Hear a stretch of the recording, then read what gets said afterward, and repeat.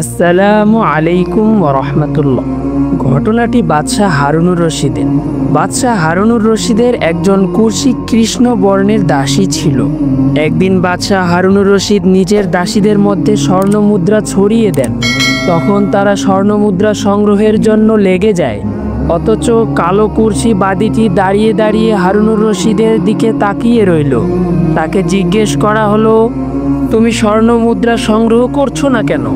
সে জবাবে বলল, ওদের উদ্দেশ্য হলো স্বর্ণ মুদ্রা, আর আমার লক্ষ্য হলো স্বর্ণ মুদ্রার মালিক। তখন এ কথা বাদশাহ হারুনুর রশিদকে আশ্চর্য করে। সুতরাং তিনি এ বাদীকে নিজের নিকটে করে নেন এবং তাকে প্রচুর মাল সম্পদ দান করেন। অন্যান্য সম্রাটদের নিকট এ খবর চলে যায় যে সম্রাট হারুনুর রশিদ কালো কুরসি এক দাসীর প্রতি আসক্ত হয়েছেন।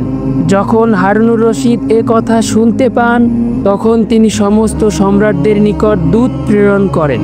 সে মতে তারা সকলে হারুনুর রশিদের নিকট একত্রিত হয়।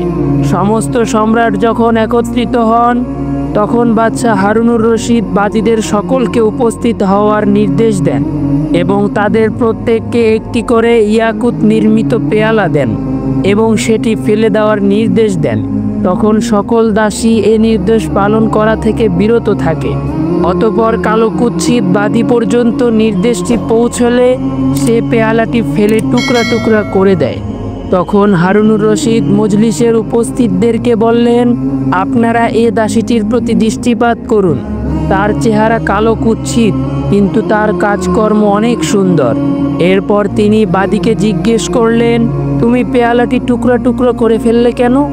বাদী জবাবে বলল, আপনি তো পেয়ালাটি ভেঙে ফেলার জন্য বলেছেন। আমি দেখলাম তা ভাঙ্গার দ্বারা খলিফার রাজকোষাগারের ক্ষতি, কিন্তু তা না ভাঙলে খলিফার আনুগত্যের ত্রুটি বিচ্যুতি হয়। তাই আমি খলিফার নির্দেশের মর্যাদা রাখতে প্রথম বস্তুর ক্ষতিকে উত্তম ভেবেছি এবং আমি দেখলাম পেয়ালাটি ভাঙলে আমি পাগলিনী উপাধি পাব, আর না ভাঙলে অবাধ্য বিবেচিত হব। আমার নিকট প্রথমটি দ্বিতীয় হতে বেশি পছন্দনীয় ছিল।